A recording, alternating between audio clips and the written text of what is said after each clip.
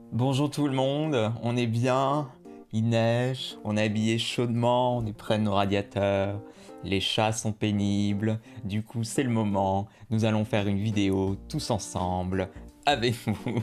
C'est cette première vidéo de 2021, une vidéo que nous voulions faire depuis un moment. Nous nous sommes posé la question, est-ce que cela vous intéresserait de connaître nos origines de Sérivore? Par où nous avons commencé, car nous avons commencé à consommer de la télévision très tôt dans notre vie, comme beaucoup de gens, je pense. Et nous sommes là aujourd'hui pour discuter des séries qui nous ont fait, des séries que nous regardions enfants, qui ont techniquement été les premières séries de notre vie. Donc on va vous présenter chacun 4 séries un peu obscures que nous adorions quand nous étions tout petits. Voilà, c'est un peu les showrunners, The Origins, la vidéo.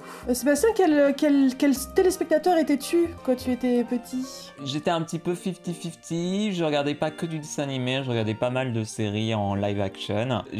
J'avais le câble. Dès que je dis tu faisais que partie de ces enfants.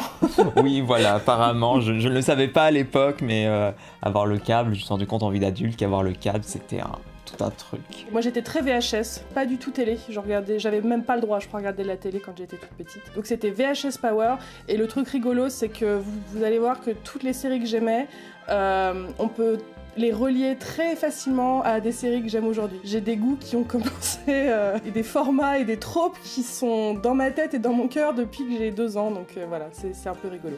Alors la première série dont je vais vous parler, dont je vais parler aussi à Sébastien, est je pense la série par laquelle j'ai commencé, parce que c'est la série la plus pour bébé, entre guillemets. Elle s'appelle donc Bully le bonhomme de neige. Si vous connaissez cette série, je vous félicite, c'est de très bon goût. Donc Bully, c'était un dessin animé qui passait sur Antenne 2, je crois, qui est né en 89.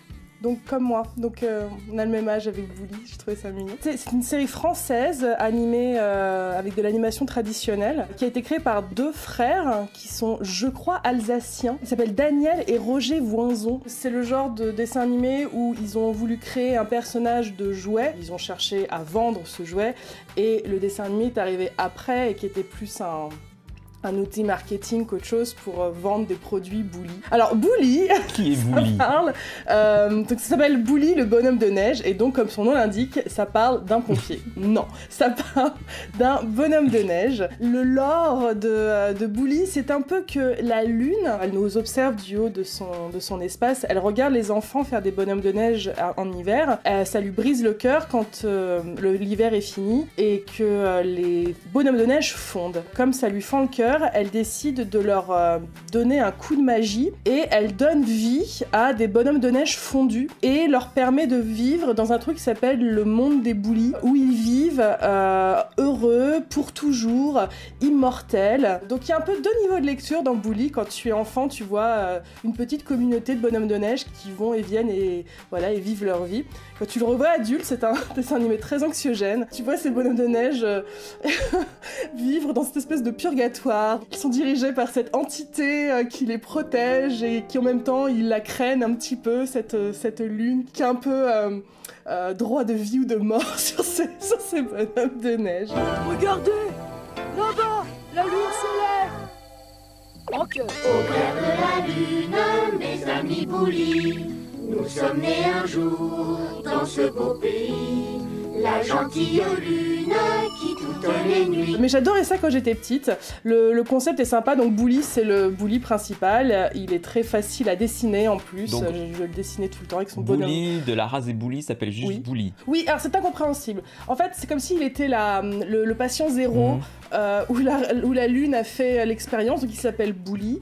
Et ensuite, tous les autres bonhommes de neige s'appellent Bully avec leur métier. C'est super glauque parce qu'ils sont destinés à faire une seule chose et pas des choses fun. Genre il y a un mec qui s'appelle Bully Pelle, il fait que creuser des trucs. À chaque fois qu'on le voit, il est avec sa pelle, il est en train de déneiger un truc ou de creuser un trou.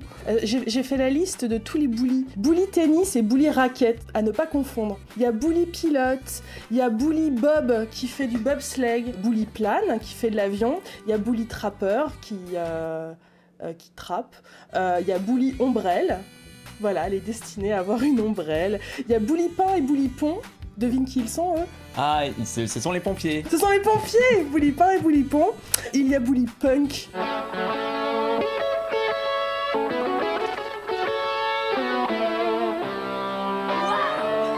je crois, le meilleur personnage de toute la série. Il a une crête couleur arc-en-ciel, c'est incroyable, et il a un petit truc en jean, et il joue de la très très bonne musique. Est-ce que Bully Punk serait pas un peu bully gay en fait? Peut-être. Alors, comparé au Schtroumpf, il n'y a pas qu'une seule bully femme, il y en a au moins 3. Bravo.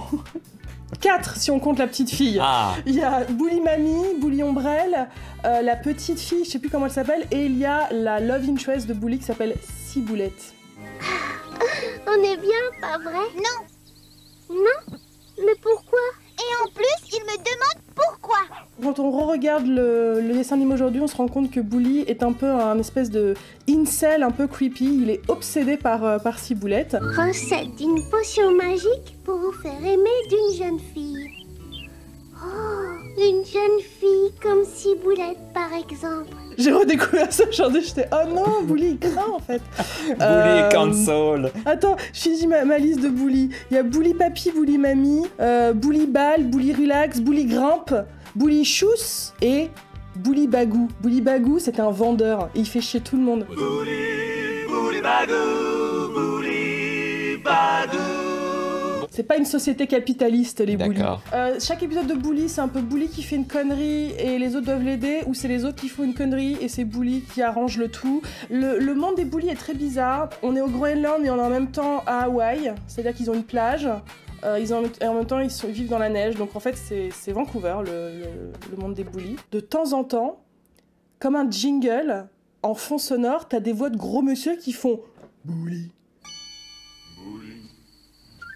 C'est super bizarre, ça fait trop peur. Ces voix me faisaient peur quand j'étais petite. Ah bon? J'ai pas grand chose de plus à dire sur ce dessin animé, hormis que ça apprend à dire les mots. Je crois que j'ai appris à parler grâce à Bully, parce que t'apprends des corps de métier, c'est mignon et joli, les épisodes durent 4 minutes. Le générique est plus long que les épisodes même. C'est vrai qu'il est interminable. Il est interminable, et ce qui devait être très très très très angoissant pour les parents, c'était que les épisodes durent 4 minutes, mais ils foutent quand même le générique avant et après pour chaque épisode. Donc si tu mettais la cassette de Bully à ton enfant, tu entendais le générique en double 36 fois, parce qu'il y avait 36 épisodes, ça dure 4 minutes, enfin ça devait être l'horreur. Toi, tu connaissais Bully? Non, j'ai aucun souvenir de Bully. J'avais une peluche Bully. Comme en plus, je pense que c'est quelque chose qu'on regarde plutôt en maternelle, Bully, on est d'accord? Ah oui, c'est pour bébé, j'ai regardé ça, j'avais 3 ans, je crois. Alors, Storytime en maternelle, je vivais dans l'Ohio aux États-Unis, je ne regardais pas Bully. Mais du coup, je ne sais pas si Bully a réussi à être un phénomène marketing en France. Si vous connaissez Bully, dites-le moi, j'en serais très curieuse. Sinon, qu'attendez-vous? Qu'attendez-vous? Bully vous tend les bras. Mais ils sont petits, donc ça ferait genre. Bien, c'est à mon tour maintenant et je vais vous parler d'une série de jolinesses australienne, comme il y en a eu beaucoup en France, diffusée un peu sur plein de chaînes. Vous avez peut-être connu Océane, vous avez peut-être connu Les Maîtres des Sortilèges qu'on a déjà pitché, et là je vais parler de Elena, ou Le Futur Imparfait, The Girl from Tomorrow en anglais. Donc, c'est une série live action, donc avec des vrais acteurs. Pourquoi tu ris déjà? Parce que c'est une série sur la conjugaison. Exactement. Alana, je n'ai pas envie de travailler aujourd'hui, Toulista. Mais tout de suite, ton transkinaire. Donc c'est une série australienne qui est diffusée sur une chaîne qui s'appelait Channel 9, qui date de 1990, quelque chose comme ça. Alors, l'histoire, nous sommes en l'an 3000, l'humanité vit dans une espèce d'utopie où tout le monde a pu contrôler ses émotions, tout le monde est calme, tout le monde est habillé en blanc, tout le monde est très en mode spa et tout, entrer dans la salle et tout. Et on découvre la jeune Alana, qui est une jeune ado, qui est en formation de soigneuse. Et donc elle a une prof qui s'appelle Toulista et qui l'apprend à se servir de son transkinèse. Alors qu'est-ce que le transkinèse? Imaginez une espèce de serre-tête blanc que vous mettez sur le crâne comme ça, et tu peux bouger des choses, tu peux réparer des blessures, tu peux faire un peu plein de trucs. Toulista lui apprend à bouger des espèces de boules violettes, et Elena n'y arrive pas parce qu'elle est perturbée, parce que Toulista va devoir remonter le temps. Je ne veux pas que tu ailles dans cette machine à remonter le temps, c'est trop dangereux. Cette capsule temporelle est sans danger, je t'assure. Je ne t'ai pas tout dit à propos de ma mission. Je vais retourner en l'an 2500 afin d'essayer de découvrir la cause du grand désastre. C'était une époque violente et dangereuse où pratiquement toute vie a été supprimée de la planète. Donc Elena n'en fait qu'à sa tête, elle arrive à s'infiltrer dans l'espèce de dôme scientifique où il y a la machine à remonter le temps. Donc elle arrive à genre, oh là là c'est trop tard, et les grands sages font oui, Toulista est parti en 2500, tout va bien, ne t'occupe pas plus pour elle. Mais comme c'est du remontage dans le temps, elle revient comme par hasard genre 30 secondes après, même si ça se trouve elle a passé des mois en 2500, et elle était capturée par un vilain méchant qui s'appelle Silverstone. Et Silverstone il arrive genre, ah je suis le méchant de 2500, je vais conquérir l'an 3000, sauf que l'an 3000 ils sont trop forts parce qu'ils ont leur transkinèse et ces armes ne servent à rien. Du coup qu'est-ce qu'il fait? Il capture Elena et il dit, eh ben si c'est comme ça je pars, et il capture Elena et il va dans la machine à monter le temps et il va en 1990. Où qu'il aille, les êtres sont primitifs et dangereux. Lana n'aura aucune chance de s'en sortir. Donc pour eux, Elena est dead parce qu'elle est en 1990 et c'est une époque primitive et dangereuse. Et là, on a un cut sur une ado aux cheveux violets qui fait de la batterie.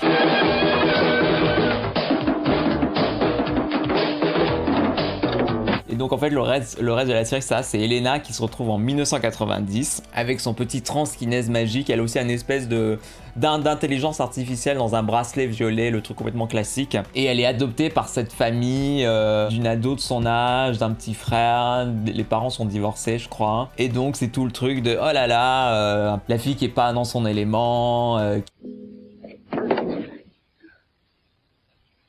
Ouverture. Et comment essayer de retrouver son époque, de retrouver l'an 3000 et surtout le vilain méchant Silverstone. Et il arrête pas de faire chier Elena parce qu'il va récupérer la technologie de son transkinèse pour gouverner le monde. Je me souviens d'un épisode où je sais pas pourquoi, il y a quelqu'un de la télé qui remarque qu'elle a un espèce de pouvoir magique. Du coup elle est invitée dans une émission télé où t'as un peu des gens qui font la lévitation, qui sont tous des charlatans. Donc elle arrive avec son transkinèse, elle est censée bouger une cuillère et elle n'y arrive pas. Et elle prend son transkinèse, elle le casse, elle dit ce n'est pas mon transkinèse, c'est un faux. C'est pas mon transkinèse. C'est un faux. Qui est une réplique qui m'est restée à vie. Et je sais plus pourquoi, je crois qu'on a échangé son transkinèse, je sais plus pourquoi. C'était bien, j'aimais bien parce que c'était de la SF, je crois que c'est une de mes premières séries de SF. Elena était cool, elle a des tatouages sur le visage et tout. Redis la réplique. Ce n'est pas mon transkinèse. Clac. C'est un faux. C'est nul comme réplique, pourquoi tu te souviens de celle-là? Je sais pas. Ouais, c'est Contact meets Continuum, quoi. C'est un peu ça. Il y a un petit documentaire de 10 minutes sur YouTube qui est très sympa, où ils interviewent un peu tout le monde, la réal, son rapport à travailler avec des enfants, comme c'est intéressant et tout ça. Il y a une saison 2, où pour le coup ils vont vraiment en 2500, savoir ce qui s'est passé, la grande tragédie, le grand cataclysme, et pourquoi tout le monde est en mode Mad Max à cette époque-là. Voilà. La grande trembloterie. Ouais, c'est un peu ça, c'est un peu la grande trembloterie. Alors pour ma deuxième série, je vais vous parler d'un dessin animé qui a énormément marqué mon enfance, comme tout ce dont je parle en fait. Mais c'était une adaptation du roman de Alexandre Dumas, Les Trois Mousquetaires. Tu es blessé? Non, juste une égratignure, grâce à ce jeune homme. Quel est votre nom? D'Artagnan. Merci de tout cœur, D'Artagnan. Alors je sais qu'il en existe une autre avec des personnages humains. Moi je vais vous parler de celle où les personnages principaux sont des animaux. Il y a des chiens, il y a des cochons, il y a des chats, mais c'est en règle générale c'est des chiens. Et donc du coup on suit complètement le roman des Trois Mousquetaires en suivant D'Artagnan. Et comment il part de sa campagne pour arriver à Paris et rejoindre le rang des mousquetaires, et dirigé par le monsieur de Tréville. C'est une série plus vieille que Bully, puisqu'elle date du début des années 80, 81, 82. Je me déguisais en D'Artagnan tout le temps, c'était devenu un de mes nombreux alter ego de quand j'étais petit. Et c'est très très fun, c'est une série très très fun, avec un langage extrêmement soutenu pour un dessin animé pour les enfants. Hé, Froliquet, ôte-toi des manches-mains que je passe, je n'ai pas le temps de marauder. Bravo, jeune homme, tu manies l'épée de fort plaisante façon. Ton attaque était parfaite. Je ne pensais pas trouver un bretteur de ton talent dans une petite ville de campagne. C'était drôle, mais c'était super sérieux. Enfin, il y avait des enjeux extrêmement hauts. Ils étaient blessés, en danger, il y avait des kidnappings. C'était stressant, je me souviens de regarder ça quand on était petit. Quand D'Artagnan, il avait des problèmes. C'était pas rigolo. Le personnage d'Artagnan est vraiment trop génial. J'étais un petit peu amoureuse de lui. C'est un peu comme on dit qu'on était tous et toutes un peu amoureuses du haut de Robin des Bois, du Disney. je sais pas, voir ce petit chien en train de pourfendre des pommes en l'air en les coupant en lamelles, ça a dû provoquer quelque chose en moi. Il a été doublé par Gérard Hernandez. D'ailleurs, il y a un florilège de doubleurs et de voix très très connus des années 90 et 80 dans ce dessin animé. J'adore parce que c'est genre 2 doubleurs et Roger Carrel qui fait toutes les autres voix. Notre histoire commence dans une petite ville du Béarn. Non, attendez, mais vous êtes complètement fou, rengainez cette épée tout de suite, voyons. Ah, il a fière allure, le noble chevalier. J'ai compté, je crois qu'il en fait 6 ou 7 d'un coup, c'est très facile d'entendre que c'est lui, mais bon, c'est rigolo. Donc D'Artagnan était très cool, il avait une super voix, il est très mignon, il sait pas dire les mots correctement, il change des lettres de place, donc il fait des espèces de contrepétrie. Voilà, par exemple, il dit saperlopipette. Ah oui, le plus connu, c'était quand il est sur son cheval, il dit pas au galop, il dit au lago. J'ai dit au lago, au galop. Bon, d'accord, accélère tout de suite, s'il te plaît. Il a un gros nez de chien, comme ça, au-dessus de son... j'allais dire au-dessus de son nez, mais c'est son nez. Et donc, dès qu'il a une émotion forte, il y a son... C'est comme la cicatrice d'Harry Potter, il y a son nez qui devient rouge, qui fait genre... Dès qu'il est ou amoureux, ou qu'il a peur, ou qu'il est en colère. Tu as triché, c'est pas du jeu. Non mais voilà, je crois que j'ai un peu tout dit. Mais ouais, c'est ambiance c'est très mousquetaire quoi. Donc c'est des duels, des espions. Milady, c'est un chat qui a un espèce de masque comme ça. Elle est trop belle, elle est toujours dans l'ombre comme ça. Ils sont tous super beaux. Enfin, bref, vous voyez ce que je veux dire. Aramis, c'est vraiment... il a ses grandes oreilles qui sont comme s'il avait des cheveux longs et tout ça. Je crois qu'Athos, c'est un Doberman. Et Porthos, c'est un Saint-Bernard. Donc c'était mon plus size icon, Porthos. Il est bon vivant, il parle très très fort, puis il défonce tout le monde avec ses gros bras et tout ça. Ils sont trop bien. Je crois aussi que c'est cette série qui m'a fait découvrir que j'aimais les grandes amitiés entre mecs. C'est un thème qu'on retrouve souvent dans les trucs que j'aime beaucoup, et leur amitié à tous les 4 était trop mignonne. Franchement, celle-là, je vous la conseillerais même à la regarder aujourd'hui.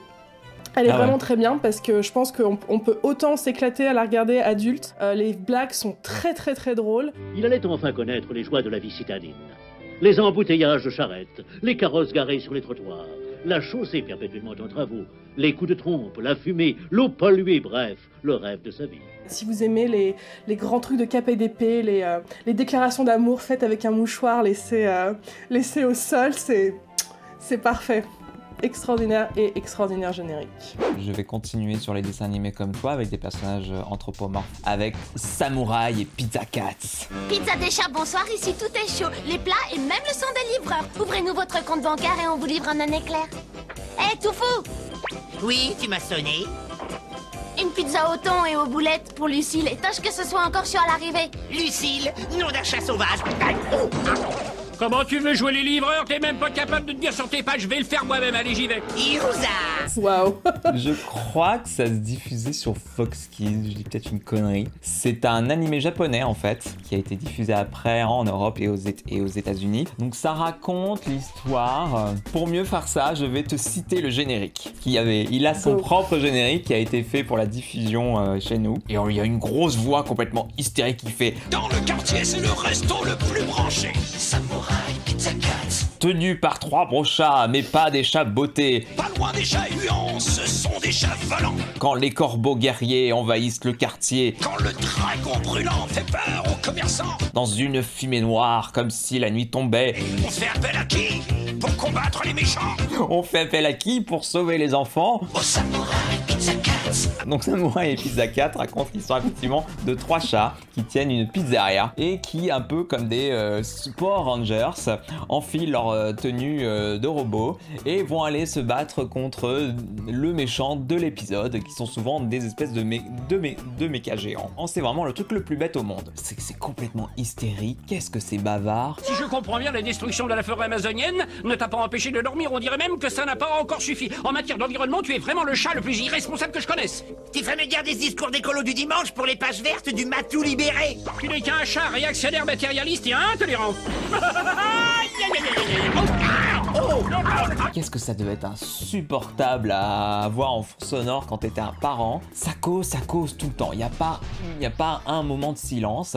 limite on dirait que les doubleurs sont en impro, et je me suis dit, je vais me comparer à une scène avec la version originale japonaise, et ça n'a pas loupé. Ça parle 10 fois moins.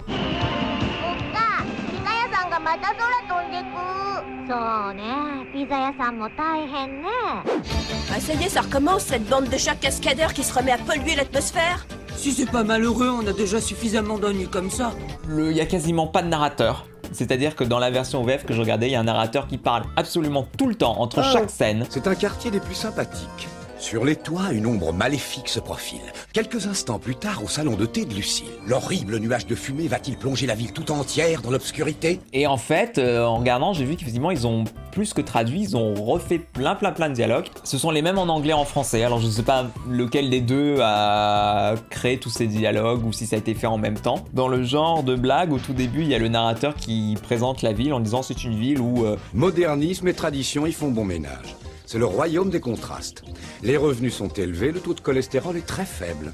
Bizarre comme blague. De ce que j'ai vu, la version japonaise avec les sous-titres en anglais, aucune référence à du cholestérol. La blague du cholestérol est dans la version française-anglaise. Laquelle de la poule et l'œuf a pensé au cholestérol d'abord, je ne sais pas. J'ai horreur des blagues de mauvais goût. Mais en tout cas, c'était comme ça. Et je pense qu'ils avaient vraiment envie de faire, de réécrire les dialogues pour rendre un côté un peu animaniaque de ce que j'ai lu, où il y a un peu une référence à la pop culture toutes les secondes. Donc c'est un peu, à revoir, c'est un peu lourd.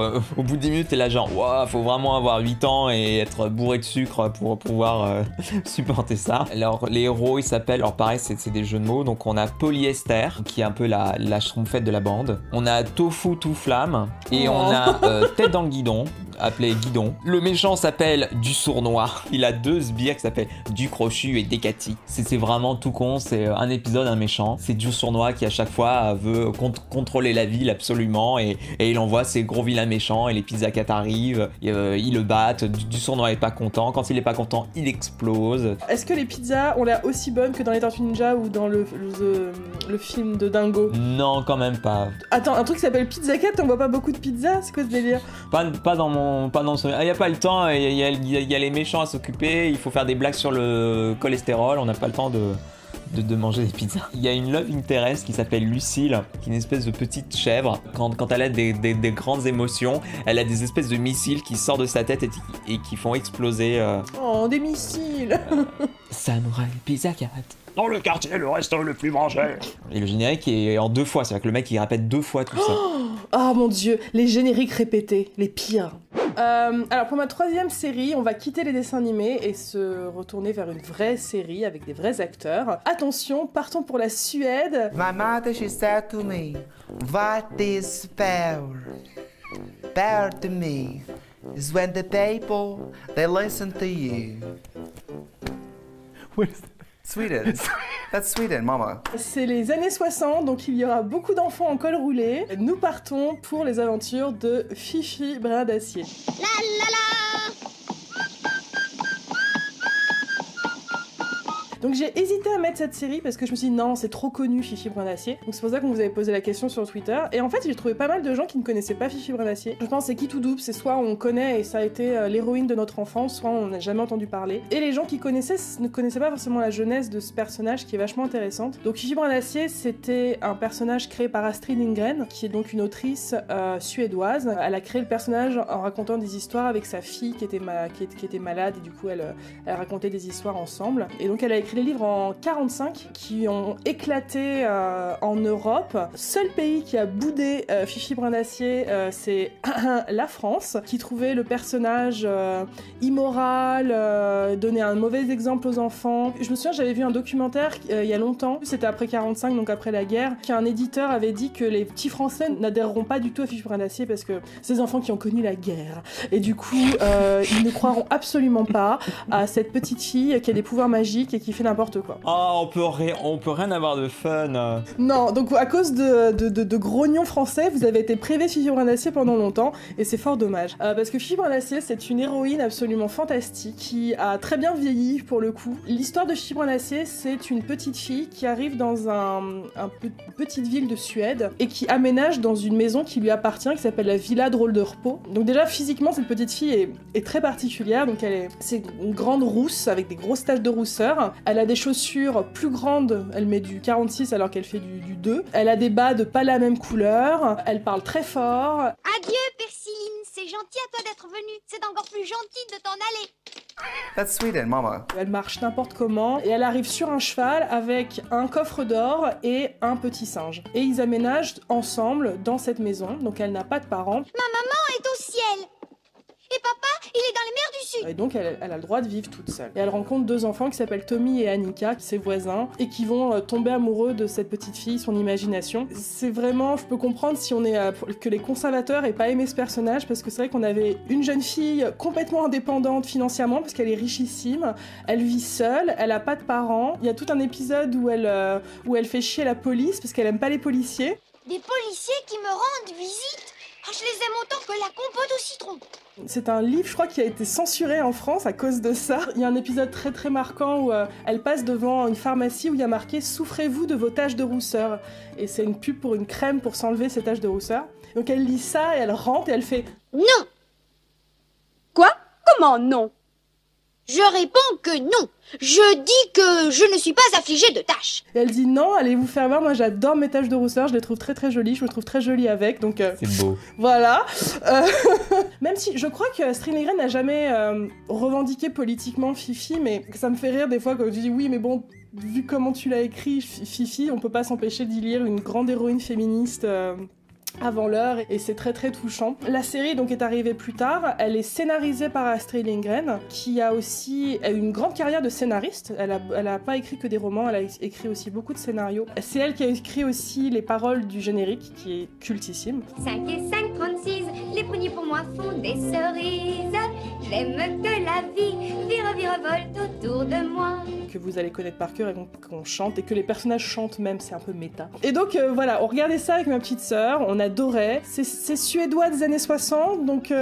That's Sweden, Mama. C'est parfois bizarre. On a un peu l'impression que c'est... Des fois, on a pris des enfants, et les enfants se sont filmés tout seuls en train de jouer au théâtre, dans le sens où c'est pas très bien interprété, mais c'est pas très très grave parce que c'est charmant. En VF, en plus, c'est doublé que par des meufs trentenaires, donc on a ces...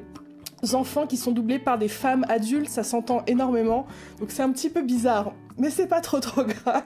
Qui es-tu? Je suis Fifi, bras d'acier, et toi? Je suis Tommy. Moi, Annika.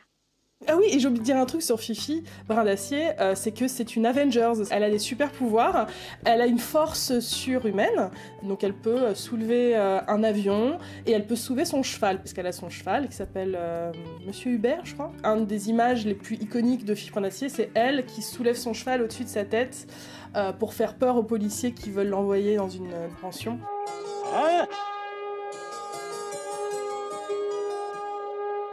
That's Sweden, Mama. Et quand son cheval, parce qu'elle le met dans la cuisine, quand il est dans le chemin, elle le prend et elle le fout là. Donc ça veut dire aussi qu'il y a des effets spéciaux très artisanal, mais c'est très mignon. Quand t'es gamin, t'aimes beaucoup cette série et ce personnage parce que genre sa maison est magnifique, elle est pleine de couleurs, et à l'intérieur c'est The Floor is Lava dans la vraie vie, quoi. C'est-à-dire on a le droit de monter sur les meubles, on peut s'accrocher aux rideaux, elle a installé une tyrolienne, enfin c'est un air de jeu en fait, sa maison, et quand tu vois sa petite, et oh ça a l'air trop bien, je veux trop y aller. Le personnage est aussi super touchant parce qu'en fait, je pense qu'il y a 2 niveaux de lecture avec Fifi, c'est soit on croit ce qu'elle dit, soit en fait peut-être que c'est une petite fille qui a personne et qui a pas de parents et qui s'est inventée que son père est pirate et tout ça. Moi, je reste persuadée qu'elle dit la vérité, mais bon, voilà, on peut s'imaginer chose. Ouais, j'aime vraiment beaucoup ce personnage, c'est vraiment trop rigolo, elle a vraiment bercé mon enfance. Voilà, c'est vraiment un personnage que, pareil, je vous invite à redécouvrir ou à découvrir si vous l'avez jamais vu, parce que c'est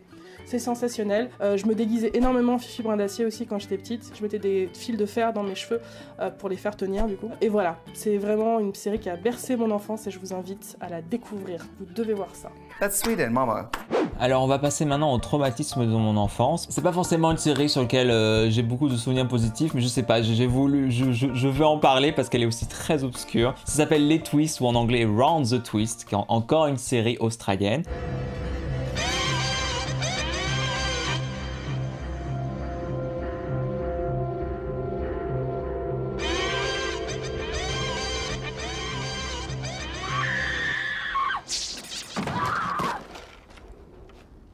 Alors faut savoir que quand j'étais enfant, j'avais peur de tout. J'étais une immense flippette. Je ne pouvais rien voir de quoi que ce soit qui soit un chouille angoissant. Donc les fais-moi peur, les chairs de poule, mais c'était hors de question. Et donc il y a cette série qui s'appelle Les Twists qui était un peu un piège. C'était une série qui te jouait un peu en mode mais c'est pour les enfants, c'est sympa, le générique est drôle et fun. Je détestais le générique. Et en fait c'est terrifiant parce qu'il y a un monstre par épisode, un événement surnaturel par épisode. De quoi ça parle? Ça parle d'une famille, un papa, les 3 enfants, la maman est décédée, qui ont décidé de quitter la ville, de s'installer en campagne, s'installent dans un phare. Et dans ce phare est hanté par plusieurs événements surnaturels qui arrivent à chaque épisode et qui traumatisent les enfants et le père à chaque épisode et moi par la même occasion. J'ai relevé la liste de ce qui arrive plus ou moins, qui est notable dans la première saison au moins. Donc le premier épisode, par exemple, il y a un gamin qui est traumatisé par un fantôme qui est dans les toilettes qui sont dehors, qui le regarde à travers un trou. C'est terrifiant. Ah mon dieu, ça a l'air horrible. C'est horrible. Dans l'épisode 2, il y a des mouettes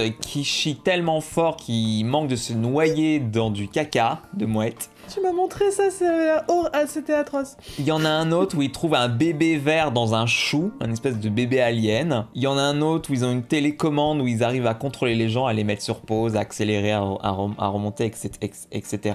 Il y a un moment où il y a un mec qui fait sécher son maillot de bain dans un micro-ondes et ça lui donne des pouvoirs de force. Donc tu vois, il y a des épisodes qui font moins peur. Donc c'est pour ça que je continue à regarder la série. Il y a un épisode où ils font une course de grenouilles et il y a ce truc atroce où ils font des courses avec plusieurs grenouilles, il y en a une qui est plus grosse que les autres et elles mangent les grenouilles et je me souviens plus si c'est des vraies ou des fausses grenouilles, mais ça m'a traumatisé de voir cette grosse grenouille avaler des petites grenouilles, c'est dégueulasse. Puis je sais pas toi, mais quand j'étais enfant il y avait une espèce de mode de légende urbaine de ouais, moi une fois j'ai donné une cigarette à l'envers à une grenouille et elle a explosé. Enfin il y avait plein d'histoires de gens qui torturaient les grenouilles et qui les faisaient exploser, qui étaient dégueulasses. Il y a un épisode aussi où il y a des épouvantails qui prennent vie, ils font trop peur parce qu'ils ont de la pâte qui leur sort du visage et ils se déplacent un peu comme ça, genre... Donc voilà, j'ai un peu regardé vague vitesse la genèse du truc. En fait, les gens, ce qu'ils voulaient, c'était de pousser les limites de la série pour enfants, en fait. Ou d'aller dans des trucs un peu... politiquement incorrect ou faire peur le plus possible, faire des trucs très caca boudin. Mais ça m'a traumatisé, ouais. Ça m'a traumatisé. L'épisode du caca des mouettes est assez dégueulasse, une espèce de gelée blanche atroce. Mais voilà, donc c'est ce genre d'ambiance. Mais alors, mais t'aimais la série au final ou pas? Mais en fait, je pense que ça devait être une espèce comme... Je pense que c'est comme regarder un accident de voiture. Je pense qu'il y a un côté repoussant, attirant, tu vois. Je sais pas quoi dire de plus. Je sais pas si y a des gens qui ont vu ça ou qui l'ont revu. Essayez de m'expliquer ce que vous en avez pensé. Partagez vos traumatismes dans les... Partagez votre traumatisme. Bon, j'ai gardé un peu le plus émotif pour la fin, parce que... je vais vous parler du dessin animé qui était... c'était mon identité. Ah oui. Quand j'étais petite. C'était... je vivais pour ce truc. L'adaptation en animé japonaise de Belle et Sébastien. Elle est belle. C'est comme ça que je t'appellerai. Belle. Voilà, c'était... je disais que j'avais des alter ego. Sébastien était mon alter ego de quand j'étais petite. J'étais donc obsédée par cette histoire. J'ai retrouvé quand ma mère m'a envoyé des courriers, elle m'avait dessiné Belle et Sébastien. Voilà. Ma grand-mère m'avait acheté Belle, qui est en fait un berger des Pyrénées dans le dessin animé, mais il n'y avait pas de peluche berger des Pyrénées, donc elle m'avait acheté un ours polaire. Donc elle s'appelle Belle et c'est mon jouet le plus vieux, et je l'aurai pour toujours. Ça raconte l'histoire d'un petit garçon, Sébastien, qui vit dans la montagne, dans les Pyrénées. Il a été adopté par un vieux monsieur qu'il considère comme son grand-père, et la fille de ce monsieur, qui est pas sa maman, mais qui a un peu eu un rôle maternel envers lui, il a été abandonné par sa mère quand il était petit, pour des raisons qu'il connaît pas trop encore. Et c'est un peu un petit garçon rejeté par le village, il va pas à l'école, il passe ses journées avec son grand-père dans la montagne. Tous les garçons l'embêtent dans le village, il a pas d'amis, il est toujours tout seul. S'échappe de la fourrière un énorme berger des Pyrénées, donc je crois que c'est un des chiens les plus grands au monde, tout blanc, donc c'est une femelle, et elle part dans les montagnes Et la police la recherche parce qu'elle est considérée comme extrêmement dangereuse, alors qu'en fait elle n'a rien de dangereuse, elle est juste extrêmement intelligente et c'est un amour de chien. Elle et Sébastien se rencontrent dans la montagne et donc c'est un coup de foudre et ils deviennent meilleurs amis tous les deux. Et Belle et Sébastien vous racontent l'histoire de Sébastien obligé de fuir la France parce que la police essaie de pourchasser Belle, et en même temps Sébastien a entendu parler que sa mère était en Espagne et donc ils décident tous les deux d'aller en Espagne pour retrouver la mère de Sébastien et fuir la police constamment. Ils sont constamment pourchassés par la police. Ah, c'est beaucoup plus dark que ce que je pensais. Ah oui, c'est un peu comme les Trois Mousquetaires, en pire, c'est vraiment...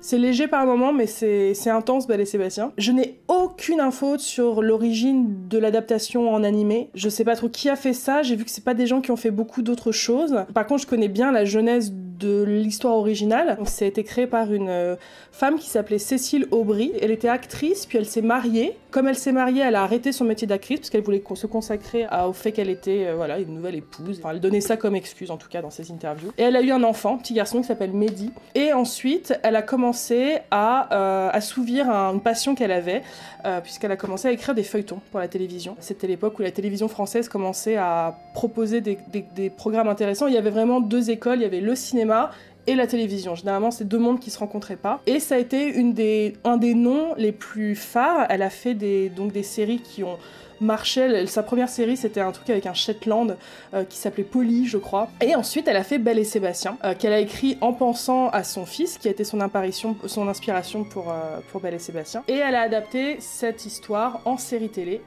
Donc, si vous connaissez pas le dessin animé dont je vous parle, vous connaissez peut-être la série live Belle et Sébastien, où c'était Mehdi, le petit garçon, le fils de Cécile Aubry, qui tenait le rôle principal. Et Cécile Aubry produisait, écrivait, réalisait. C'était très très rare pour une femme d'atteler tous ses rôles à l'époque à la télévision. Et elle est morte aujourd'hui, mais son fils parle d'elle avec beaucoup d'admiration. Il disait que voilà, c'était très émouvant de voir ce petit bout de femme porter tous ses projets à bout de bras toute seule. Et donc c'est elle qui a créé cette histoire extrêmement touchante. Enfin, c'est vraiment ce type de personnage qui a fait tous mes goûts pour ma vie, en fait. Je pense que c'est deux personnes qui sont un peu exclues de la société, qui se sentent très très seules et qui se rencontrent et qui vont trouver en l'un et l'autre un partenaire nécessaire et tant attendu, en fait. Voilà, pour moi, Belle et Sébastien, c'est Mulder et Scully, c'est Sherlock et John, c'est Hiccup et Toothless dans How to Train Your Dragon. Enfin voilà, c'est vraiment un archétype que j'aime beaucoup, et tout a commencé par Belle et Sébastien. C'est une histoire d'amour, c'est dans le générique. Dans le générique, ils expliquent, attention, on va vous raconter une histoire d'amour, parce que Belle et Sébastien, c'est une histoire d'amour. Le générique est magnifique, il y a des paroles absolument magnifiques. Il y en a une qui est trop belle, c'est... L'enfant qui caresse la toison de laine, des meilleurs amis de l'homme. C'est vraiment trop trop beau. J'aime beaucoup ce petit garçon, il a vraiment marqué mon enfance. Il était très... c'est un peu aussi l'archétype de ces héros des années 90, un peu avec ses bullies qui le poursuivent dans le village et qui n'est pas compris par personne, hormis ce chien qui va réussir à lire dans son cœur. Et c'est un super protagoniste, Sébastien. Il est extrêmement touchant. C'est cette série qui te faisait partir vraiment dans ton imaginaire, ce petit garçon livré à lui-même qui vivait des aventures. Ce chien, en plus, était le chien le plus cool au monde. Il faisait la taille d'un Shetland, donc il pouvait monter dessus. Le chien défiait les règles de la gravité et faisait des bonds. C'est limite, le chien volait des fois. La version japonaise avait rajouté un personnage qui n'est pas dans la version originale. C'est un petit chiot qui s'appelle Pucci. Et donc, il avait deux chiens, du coup. Il avait Belle et Pucci, qui est un tout petit chien qu'il mettait toujours dans sa poche. Belle et Sébastien contre le monde, quoi. C'était vraiment sensationnel. Je suis très émue à chaque fois que le générique commence, je me mets à pleurer parce que déjà l'histoire est très très touchante, mais en plus alors là, les souvenirs qui remontent et blop. Et vraiment, si je peux vous conseiller un dessin animé à regarder si vous avez rien à faire, il n'y a pas tant d'épisodes que ça, mais faites-vous Belle et Sébastien, il y a des trucs qui ont un peu mal vieilli par moment, notamment la mère est considérée comme une, et je cite la série bohémienne, donc il y a un traitement des gens du voyage un peu douteux, je pense, dans la série, mais je l'ai pas revu depuis un moment. Mais voilà, il y a peut-être des thèmes qui ont un peu mal vieilli, mais c'est magnifique, c'est très beau, la BO est superbe, c'est vraiment c'est toute mon enfance cette série, et elle a vraiment lancé toute mon existence de téléspectatrice et de lectrice et de tout ça, donc enfin voilà. Voilà, c'était ma lettre d'amour à Belle et Sébastien. Ok, alors c'est là où je vous perds. Je me suis revu un épisode il y a pas longtemps, j'ai fait oh là là, mais pourquoi j'ai choisi cette série? C'est pas possible. Imaginez, Clermont-Ferrand, 1996. Il est 5h du matin. Attends. 6h. Attends. Vas-y, c'est bon. Reprends. Je reprends. Oui. Clermont-Ferrand, 1996. Il est 5h du matin. Une lumière s'allume dans une petite chambre d'enfant. Des petits pieds d'enfant montent les escaliers vers la salle de jeu. Oui, j'avais le câble et une salle de jeu. Il y avait une télé dedans. Et j'allumais la télé pour regarder Canal J, sauf qu'à 5h du matin, Canal J n'a pas encore démarré et on est sur une chaîne adulte. Canal Jimmy, tout va bien. Canal Jimmy était une chaîne basée sur les séries, qui ne diffusait quasiment que des séries, oui, si je me souviens bien. Et donc à cette heure-là, vers 6h, donc avant que Canal J se lance, il diffusait MASH. Et je ne vais pas vous parler de MASH, parce que si je me levais encore plus tôt, si je me levais avant MASH, je pouvais voir Palace, la série dont je vais vous parler. Oh là là, quelle horreur! Une mouche dans la soupe! Elle est décédée, madame. Les palaces, je les aime aussi pour ça. Les palaces, on les aime aussi pour ça. Qu'est-ce que Palace? C'est un sketch show, je pense qu'on peut le dire. C'est une série qui a été créée par Jean-Michel Ribes, qui est un dramaturge français. Et donc il a écrit pour Canal+ cette série à sketch show qui se déroule dans un palace. Et donc nous allons dans le monde complètement de l'absurde avec tous les acteurs français, les actrices françaises que vous pouvez imaginer. Bonsoir, gentil John. Bonsoir, charmante Ali. Oh. Bonsoir, les pauvres. C'est un peu là pour raconter toute l'absurdité du monde de la richesse, de la noblesse, de l'aristocratie, d'être dans un espèce d'hôtel où absolument le client est littéralement roi, où tout le monde se plie en quatre dans des situations complètement absurdes. Mais rassurez-vous, toutes les tartines servies le matin au petit déjeuner sont rigoureusement testées ici avant d'être portées en salle. Vous voyez, on ne sert que des tartines tombées du bon côté. Donc faut aimer l'humour absurde, c'est complètement hystérique. Entre chaque sketch, une espèce d'interlude chanté. Je me suis revenu à l'épisode où normalement ça me fatigue. Et où normalement t'en as un petit peu marre des palace, poète poète. Hey! Hey! The papa, hey, the palace. Et ils font la queue le. Ils font des trucs un peu en mode comédie musicale américaine des années 30. Soyez pas lâchez-vous, palace.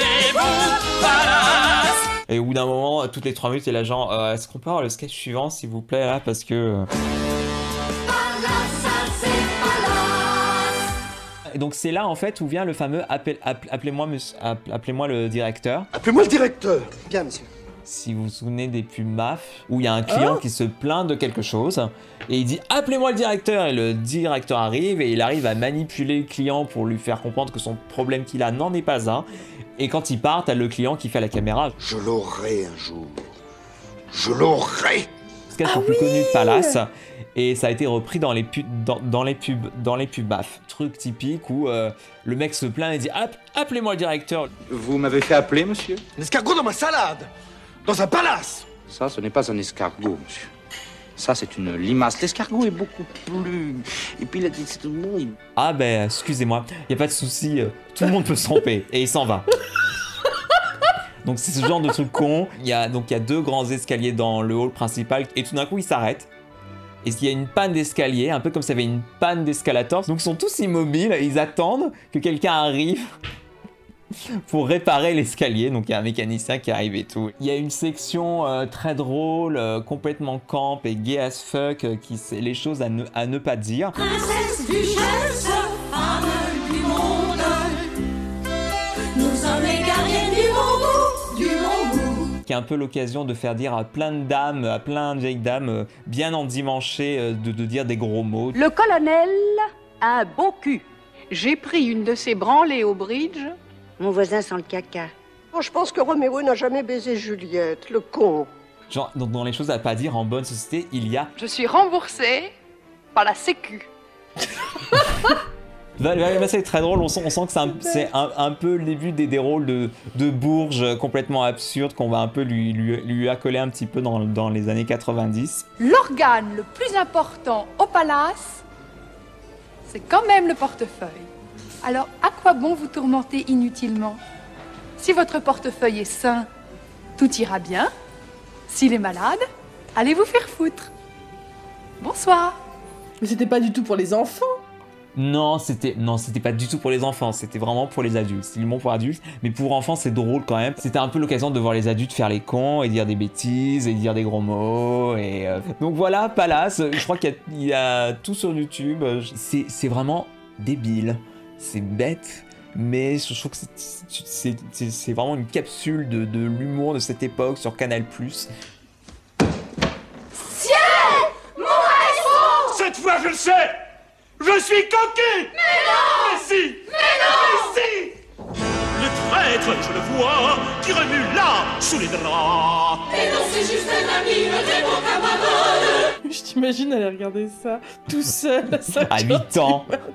Ça explique tellement de choses. C'est vrai que ça explique beaucoup de choses. Donc voilà, c'était sympa, on s'est un peu rappelé notre enfance tous les deux et on espère la vôtre aussi avec ces séries plus ou moins obscures. Si ça se trouve vous les connaissez tous et il n'y a absolument rien d'obscur et nous ne sommes pas spéciales. Mais voilà. Mais c'était sympa de revenir un peu en arrière, de retourner d'essayer de se souvenir qu'est-ce qu'on regardait quand on était enfant, quels étaient les showrunners de nous version 9 ans. Non mais si vous avez vu l'une de ces séries, surtout dites-le nous et les souvenirs que vous en avez. Vous pouvez nous dire ce que vous regardiez, sauf si vous regardiez Denver, parce que ça c'était nul. Voilà. C'est bien Denver. Oh non. Mais si.